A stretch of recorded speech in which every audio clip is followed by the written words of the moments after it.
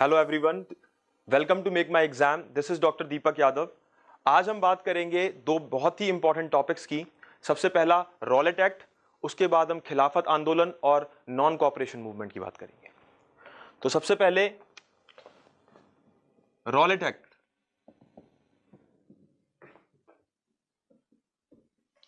Nineteen, जैसा कि मैं आपको बता चुका हूं, people were expecting the British government to fulfill their basic demands of constitutional reform, but Britishers in turn they gave them two draconian acts.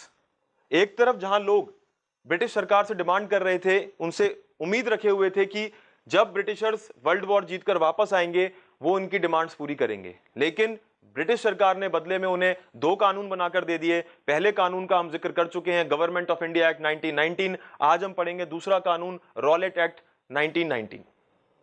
यहां पर इंपॉर्टेंट चीज जो इस कानून में कही गई, under this act the British government was allowed to imprison any person for 2 years without trial. Anybody could be arrested without any arrest warrant. मतलब इस कानून के तहत ब्रिटिश सरकार को यह आजादी मिल गई कि वो किसी भी इंडिविजुअल को 2 साल तक जेल में बंद कर सकते हैं बिना कोर्ट में जाए, बिना उसको बेगुनाही साबित करने का मौका दिए। कैसे? ब्रिटिश सरकार को पावर है कि वो किसी को भी अरेस्ट करवाए और उसे जेल में बंद कर दे। वो पर्टिकुलर इंडिविजुअल कोर्ट नहीं जा सकता, खुद की बेगुनाही साबित नहीं कर सकता, और 2 साल तक के लिए आप उसे जेल में बंद कर सकते हो। ये रॉलेट एक्ट था। अरेस्ट वारंट की जरूरत नहीं थी किसी को भी अरेस्ट करने के लिए। इसी रॉलेट एक्ट में दो बहुत इंपॉर्टेंट लीडर्स जो थे हमारे, उनको अरेस्ट किया जाता है। उनकी बात मैं बाद में करूंगा। और यही आगे घटना भारत में एक बहुत बड़ा एक आंदोलन शुरू करती है, क्योंकि ये घटना भारत में घटती है इस रॉलेट एक्ट की वजह से, जिसका नाम था जलियांवाला बाग घटना, जलियांवाला बाग इंसिडेंट्स। तो यहां पर जब ये रॉलेट एक्ट सरकार पास करती है तो इसके अगेंस्ट सत्याग्रह चलाया जाता है। रॉलेट सत्याग्रह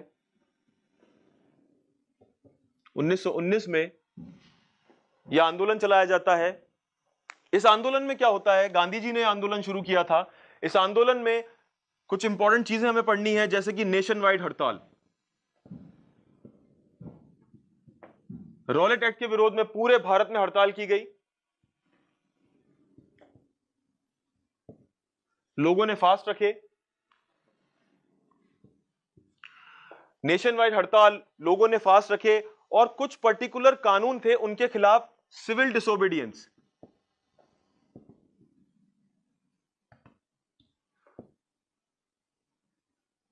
कुछ पर्टिकुलर ऐसे कानून थे जिनके खिलाफ people they started civil disobedience movement against some specific laws. तो ऐसी कुछ चीजें थी जो रॉलेट एक्ट के विरोध में हम भारत के लोगों ने की। इसी बीच 1919 में एक बहुत बड़ी घटना घटती है, जलियांवाला बाग घटना, जलियांवाला बाग इंसिडेंट्स। इस घटना में होता क्या है कि इसी रॉलेट एक्ट के तहत दो इंपॉर्टेंट हमारे लीडर्स होते हैं।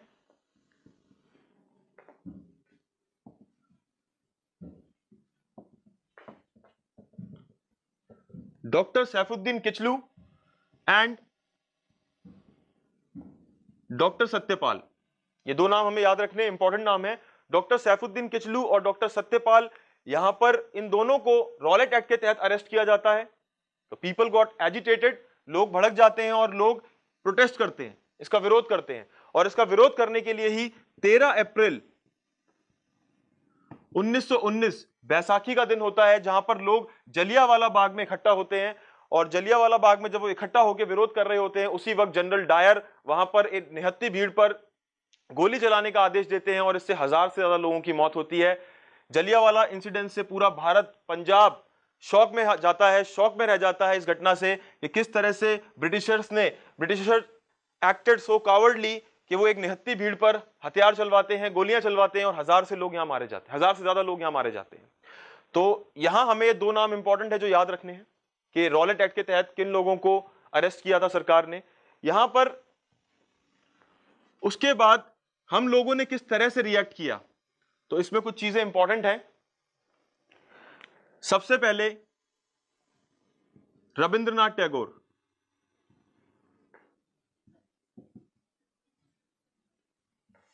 पूछा जाता है कि जलियांवाला बाग में जो नरसंहार हुआ, जो मैसेकर हुआ, उसके अगेंस्ट किसने नाइटहुड के टाइटल को रिनाउंस किया, किसने अपनी सर की उपाधि छोड़ दी? वो थे Rabindranath Tagore. He renounced the knighthood title.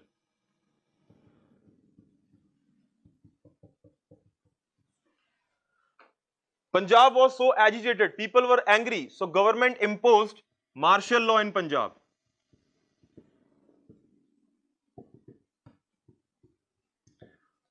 Punjab में सरकार लगा देती है मार्शल लॉ।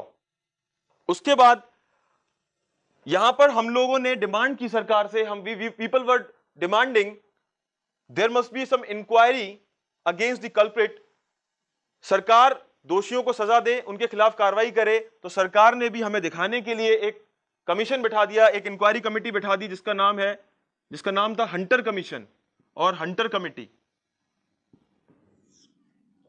लेकिन इस हंटर कमेटी की अगर मैं बात करूं तो Hunter committee plus British parliament they both supported General Dyer. इन दोनों ने ही जनरल डायर को सपोर्ट किया। तो यहां हम देख सकते हैं कि जनरल डायर, जिसने जलियांवाला बाग में जो घटना थी उसको अंजाम दिया था, ब्रिटिश पार्लियामेंट और हंटर कमेटी दोनों ही उसे निर्दोष पाते हैं। सिर्फ निर्दोष ही नहीं पाते बल्कि उसे सपोर्ट भी करते हैं। Now Gandhi ji called off the movement, he withdrew the movement on 18th April 1919 due to the incidents of violence. तो कुछ दिन बाद ही गांधी जी इस मूवमेंट को वापस ले लेते हैं। उसी महीने में 5 दिन बाद इस मूवमेंट को गांधी जी वापस लेते हैं। इस घटना के, जलियांवाला बाग की जो घटना 13 अप्रैल को हुई थी, 18 अप्रैल को गांधी जी इस मूवमेंट को वापस ले लेते हैं, क्योंकि उनका सिद्धांत था नॉन वायलेंस। लेकिन यहां पर इस मूवमेंट में वायलेंस होने लगी, हिंसा होने लगी, इसलिए गांधी जी ने इस मूवमेंट को वापस ले लिया। और कुछ सालों बाद 1922 में रॉलेट एक्ट को सरकार ने भी वापस लिया। तो इस टॉपिक में अगर हम बात करें, हमें याद रखने वाली चीजें क्या हैं रॉलेट एक्ट में? ये दो नाम, डॉक्टर सैफुद्दीन किचलू, डॉक्टर सत्यपाल। हमें जलियांवाला बाग का ईयर याद रखना है एग्जाम के लिए। हमें रविंद्रनाथ टैगोर वाला पॉइंट याद रखना है नाइटहुड का। हमें याद रखना है कि ब्रिटिश सरकार ने कौन सी कमिटी बनाई थी, हंटर कमिटी। तो ऐसी कुछ बातें हैं। आखिर में मैं इसके क्वेश्चन डिस्कस करूंगा। इस बीच हम दूसरे टॉपिक की तरफ बढ़ते हैं और आज का हमारा दूसरा टॉपिक है जो कि सीधा सीधा भारत की पॉलिटिक्स से रिलेटेड नहीं है, लेकिन फिर भी इंडिया का इंटरेस्ट उसमें दिखाई देता है। भारत के नेशनल मूवमेंट का उसमें एक इंटरेस्ट दिखाई देता है और आंदोलन का नाम है खिलाफत एंड नॉन कोऑपरेशन मूवमेंट।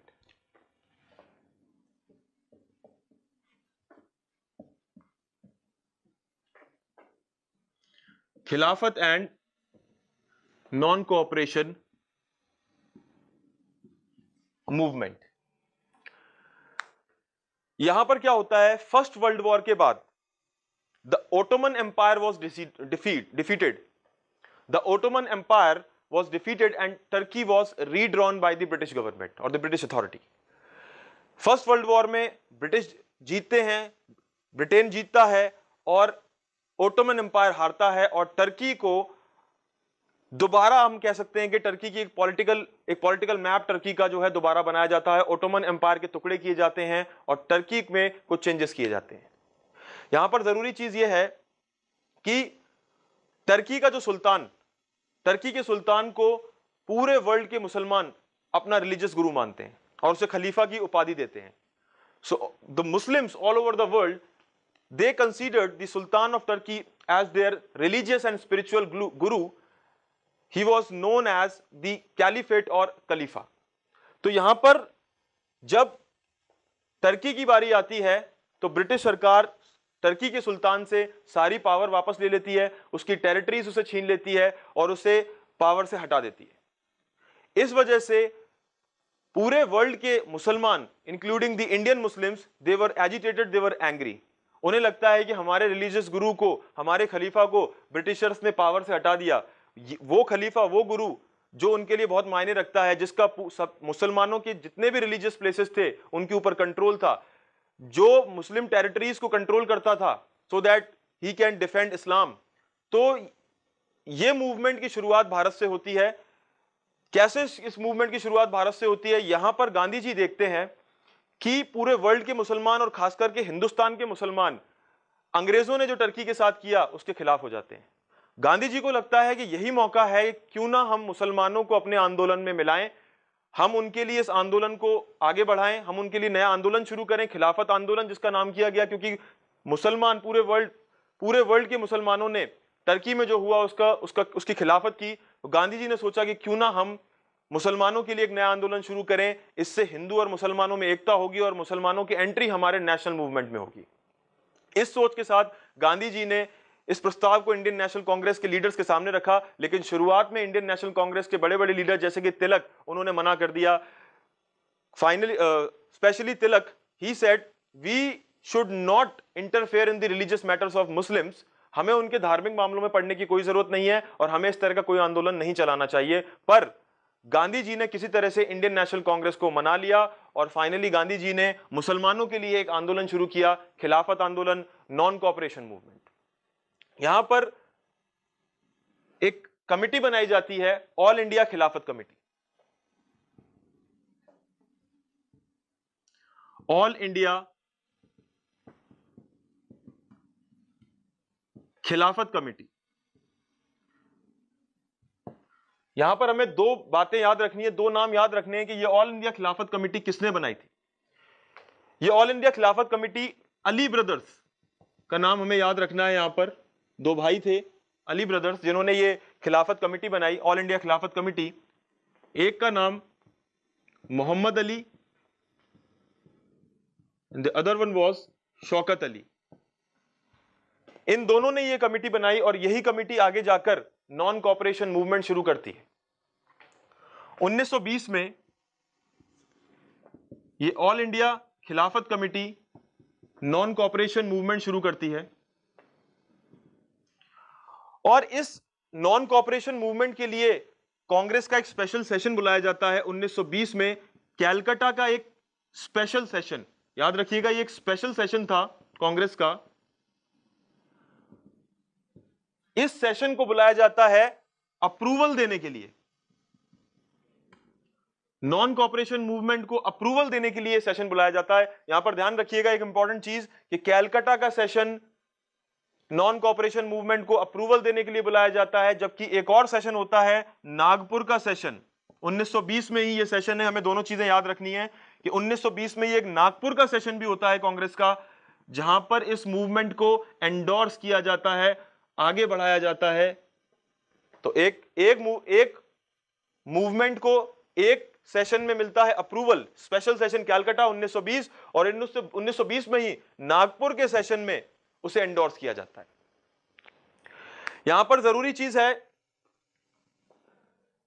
कि जब ये मूवमेंट आगे बढ़ता है, नॉन कोऑपरेशन मूवमेंट, तो इसमें होता क्या क्या है। यहां पर हम एक हेडिंग बनाएंगे, नॉन कोऑपरेशन मूवमेंट,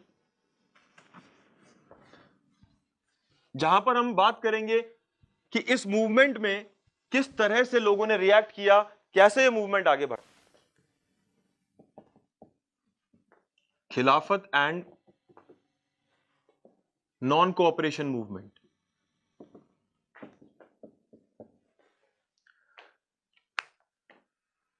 खिलाफत इशू सीधा सीधा रिलेट करता है पूरे वर्ल्ड के मुसलमानों से। हुआ क्या, after the first world war the Ottoman empire was defeated and Turkey was redrawn. We'll not go into the detail of this topic because this topic is related to world history, but ये हमें पता है कि first world war के बाद Britain became victorious, Ottoman Empire was defeated and Turkey was redrawn, right? यहां पर Turkey में एक टर्की के जो सुल्तान की अगर हम बात करें, the sultan of Turkey, all the Muslims, worldwide Muslims, they considered the Sultan of Turkey as their religious guru. पूरे वर्ल्ड के मुसलमान including the Muslims of India, वो टर्की के सुल्तान को अपना रिलीजियस गुरु मानते थे और उसे बुलाते थे एक नाम से खलीफा। तो टर्की का सुल्तान जो होगा उसको नाम दिया गया था खलीफा, religious Guru of all the Muslims world wide. अब इस फर्स्ट वर्ल्ड वॉर के बाद ब्रिटिशर्स ने क्या किया ये जो सुल्तान था, खलीफा, उससे उसकी सारी पावर छीन ली। तो द खलीफा बिकेम पावरलेस, सारी पावर इससे वापस ले ली गई। इस वजह से मुसलमान, पूरे वर्ल्ड के मुसलमान including the Muslims of India, they were so angry, they were agitated. और जब गांधी जी ने देखा कि मुसलमान इस बात से नाराज हैं, दुखी हैं, अंग्रेजों ने जो भी टर्की में किया उसको लेकर मुसलमान बहुत दुखी हैं, तो Gandhi ji saw this golden opportunity as a way to unite Hindus and Muslims. अब तक गांधी जी ने एक चीज नोट की थी कि मुसलमान भारत के आंदोलन में, नेशनल मूवमेंट में पार्टिसिपेट नहीं कर रहे थे, लेकिन यह एक मौका था, अगर हम किसी तरह से मुसलमानों के लिए एक आंदोलन शुरू करें तो वो हमारे साथ जुड़ेंगे, भारत के आंदोलन को मजबूती मिलेगी, तो क्यों ना मैं खिलाफत इशू को लेकर एक आंदोलन शुरू करूं। तो गांधी जी decided to start a movement on the Khilafat issue, but initially the leaders of Congress, especially Tilak, they refused. They said we should not interfere in the religious matters of Muslim. Congress शुरुआत में इस पक्ष में नहीं थी, इस favour में नहीं थी कि हम मुसलमानों के धार्मिक मामलों में किसी भी तरह का इंटरफेरेंस करें, किसी भी तरह का हस्तक्षेप करें। यहां पर कांग्रेस ने मना किया, लेकिन गांधी जी ने धीरे धीरे कांग्रेस को मना लिया कि हमारे लिए ये मूवमेंट बहुत इंपॉर्टेंट होगा, क्योंकि यहां पर यूनिटी होगी हिंदू और मुसलमानों की, हमारे खुद के आंदोलन को इससे बहुत ज्यादा बल मिलेगा, बहुत ज्यादा पावर मिलेगी, और मुसलमानों का इशू भी हम सॉल्व कर देंगे। तो गांधी जी ने इस मूवमेंट को शुरू किया। यहां पर एक कमिटी बनती है, ऑल इंडिया खिलाफत कमेटी।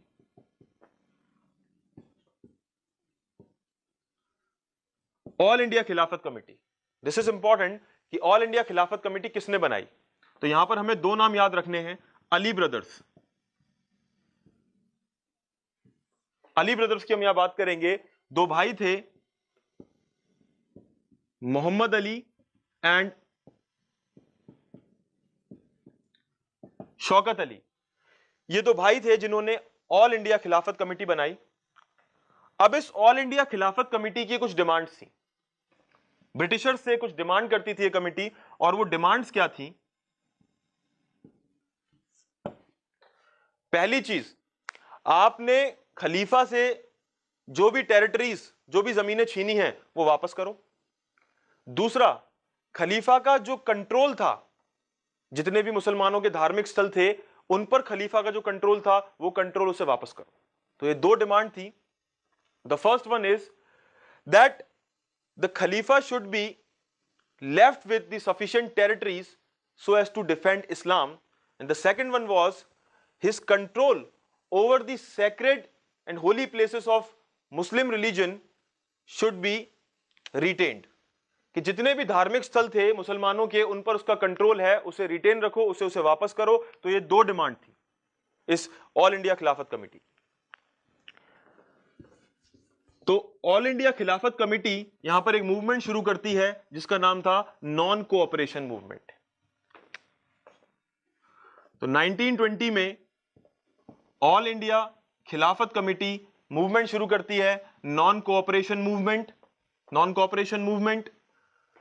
1920 में कांग्रेस का एक स्पेशल सेशन बुलाया जाता है, इसे आप याद रखिएगा, बहुत इंपॉर्टेंट है एग्जाम पॉइंट ऑफ व्यू से। स्पेशल सेशन, कांग्रेस का एक स्पेशल सेशन बुलाया जाता है कैलकाटा में, to give approval to this movement. तो इस मूवमेंट को अप्रूवल देने के लिए एक स्पेशल सेशन बुलाया जाता है। यहां पर एक याद रखने वाली चीज एग्जाम पॉइंट ऑफ व्यू से कि 1920 में ही एक और सेशन बुलाया जाता है नागपुर में। नागपुर वाले सेशन में इस मूवमेंट को एंडोर्स किया जाता है। तो दो पॉइंट आप याद रखिएगा। पहला पॉइंट कि 1920 में एक स्पेशल सेशन कैलकाटा में to approve the movement, to give approval to the movement, and the next session is Nagpur to endorse the movement. तो ये दोनों आप जो सेशन है आपको याद रखने, एग्जाम पॉइंट ऑफ व्यू से दे आर वेरी क्रूशियल। उसके बाद टॉपिक में आगे बढ़ते हुए इस आंदोलन की हम बात करेंगे कि किस तरह से नेशनल ये मूवमेंट जो था, नॉन कोऑपरेशन मूवमेंट था, इसमें हमने क्या किया, भारत की जनता ने किस तरह से रिएक्ट किया, क्या क्या तरीके अपनाए गए। सबसे पहला, boycott of government schools, colleges, courts, councils etcetera, जितने भी ये गवर्नमेंट के जो इंस्टीट्यूशन से, स्कूल हो, कॉलेज हो, कोर्ट हो, काउंसिल्स हो, इन सबको हमने बायकॉट किया। Second, very important is promotion of khadi. This is important. यहां पर गांधी जी ने लोगों से अपील की टू प्रमोट खादी। तीसरी चीज, prohibition of alcohol.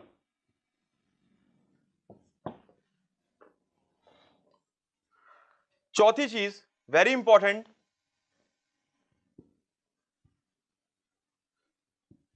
Not to practise untouchability. See, Gandhi ji considered untouchability as one of the worst social evil.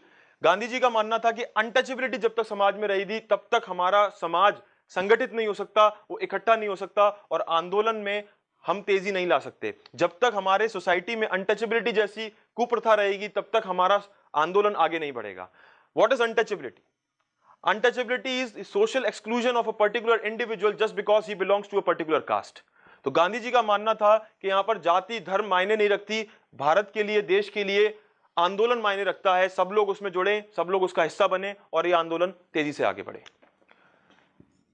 Next is untouchability वाले point को आपको यहां जरूरी है याद रखना है। और एक और इंपॉर्टेंट चीज यहां पर, it was actually an all India level और अ मास मूवमेंट।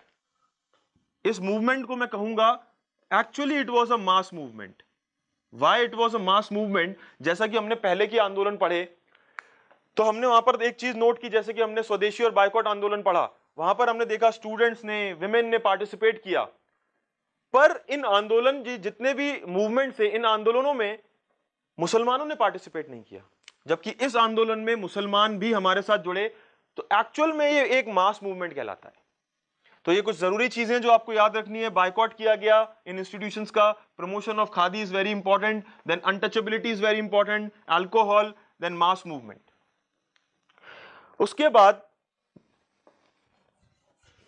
ये मूवमेंट बड़ी तेजी से आगे बढ़ रहा था, बहुत अच्छा कर रहा था, लेकिन यहां पर इस मूवमेंट को एंडोर्स भी कर दिया गया था। लेकिन अचानक एक घटना होती है जिसकी वजह से गांधी जी को यह मूवमेंट वापस लेना पड़ता है। और एक घटना क्या थी? यूपी में एक डिस्ट्रिक्ट है गोरखपुर। गोरखपुर में एक गांव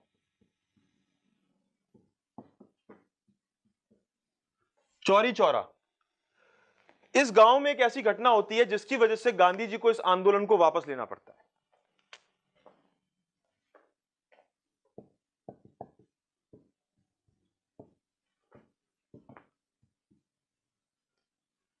This incident of Chauri Chaura in 1922 led to the withdrawal of this movement.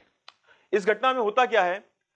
इस गांव में the people were protesting over the rising food prices and the sale of liquor. गांव में लोग प्रोटेस्ट कर रहे थे, कुछ लोग प्रोटेस्ट कर रहे थे गांव में महंगाई को लेकर और शराब की बिक्री को लेकर।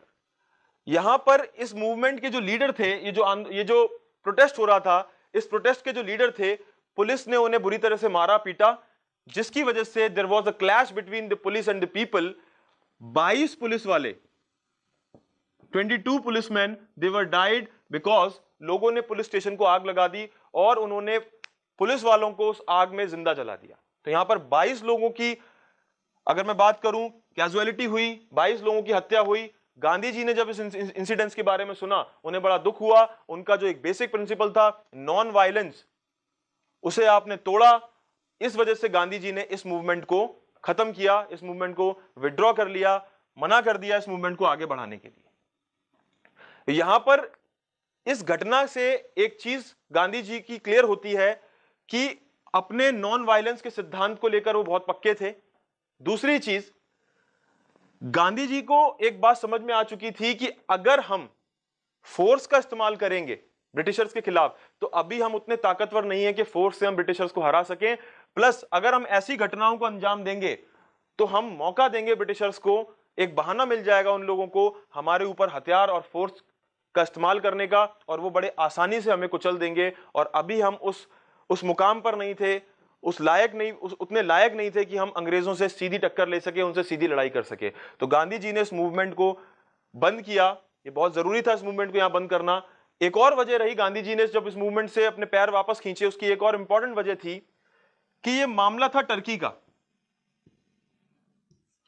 ये मामला टर्की का था, और टर्की का मामला अब सॉर्ट आउट हो चुका था, खत्म हो चुका था, बिकॉज टर्की के लोगों ने खुद अब एक डेमोक्रेटिक गवर्नमेंट में रहना उन्होंने स्वीकार किया, एक डेमोक्रेटिक गवर्नमेंट को, and Turkey rose under the government of Mustafa Kamal Pasha.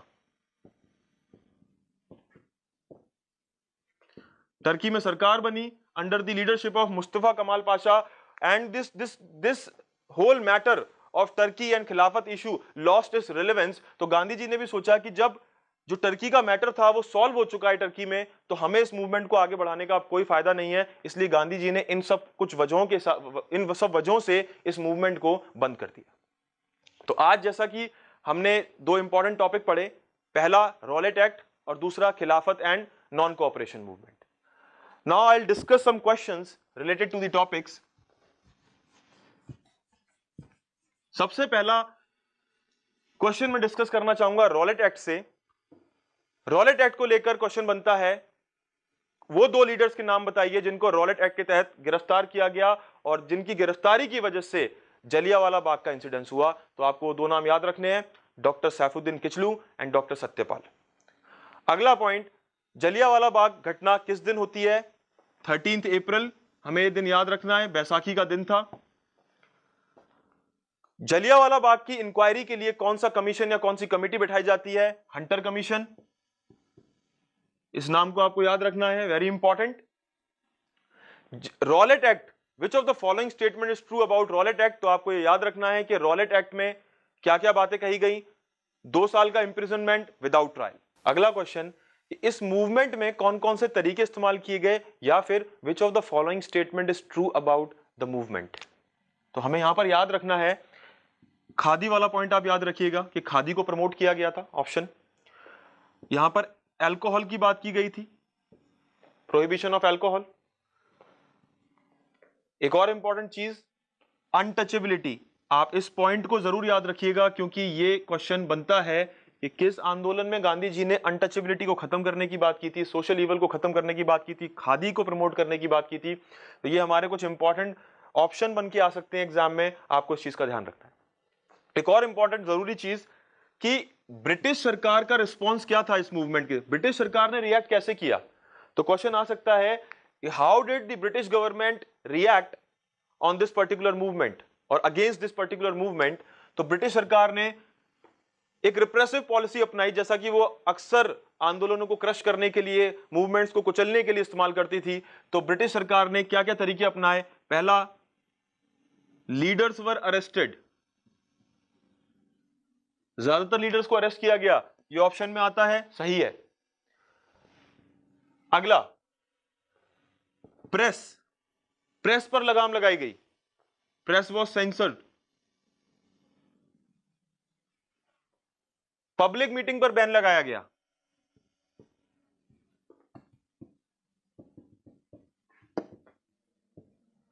Public meetings पर बैन लगाया गया। तो ये कुछ इंपॉर्टेंट पॉइंट हैं जो आपकी ऑप्शन बन के आ सकते हैं। उसके बाद अगला क्वेश्चन आ सकता है, what was the reason behind the Gandhi ji decision to withdraw the non cooperation movement? कि गांधी जी ने इस मूवमेंट को विड्रॉ क्यों किया? तो यहां पर जैसा कि मैंने आपको बताया, आप एक ऑप्शन याद रखिएगा, एक ऑप्शन यहां से बनता है चौरी चौरा इंसिडेंस। एक ऑप्शन हमारा चौरी चौरा इंसिडेंस, आप याद रखिएगा। अक्सर लोग इसे टिक करते हैं, लेकिन इसके अलावा एक और रीजन भी था कि टर्की वाला मैटर खत्म हो चुका था। टर्की का जो मैटर था, इट लॉस्ट इट्स रेलेवेंस, क्योंकि वहां पर टर्की में एक नई सरकार बन जाती है, लोगों ने खलीफा को खुद ही हटा दिया। तो यहां पर टर्की वाले मैटर को आपको याद रखना है, आपको चौरी चौरा वाले इंसिडेंट्स को याद रखना है। अगला क्वेश्चन बनता है हमारा बहुत ही इंपॉर्टेंट सेशंस को लेकर, क्योंकि जैसा कि मैंने आपको बताया 1920 में 2 सेशन होते हैं। यहां पर इस पर्टिकुलर मूवमेंट से जुड़े हुए 2 सेशन है, जहां पर एक सेशन होता है जो स्पेशल सेशन होता है। स्पेशल सेशन का आप याद रखिएगा, ये कैलकाटा में होता है। एक नॉर्मल सेशन जैसा कि इंडियन नेशनल कांग्रेस का time to time normal session हुआ करता था, ये नागपुर में होता है। इन दोनों से जुड़ी खास बातें, कैलकाटा सेशन में अप्रूवल मिलता है, जबकि नागपुर सेशन एंडोर्समेंट की बात करता है, एंडोर्स करता है इस पर्टिकुलर मूवमेंट को। तो यहां पर हमारे कुछ इंपॉर्टेंट क्वेश्चंस जो आपको ध्यान में रखने हैं, बहुत ही इंपॉर्टेंट, बहुत ही जरूरी टॉपिक है ये सारे क्वेश्चंस आपको एग्जाम में मिलेंगे और पहले भी एक पूछे गए हैं एग्जाम में इस तरह के क्वेश्चंस। तो उम्मीद करता हूं कि आप ये सभी क्वेश्चन सॉल्व करेंगे। आज का लेक्चर आपको पसंद आया होगा। पसंद आया तो इस लेक्चर को लाइक करें, शेयर करें, सब्सक्राइब करें। Thank you so much.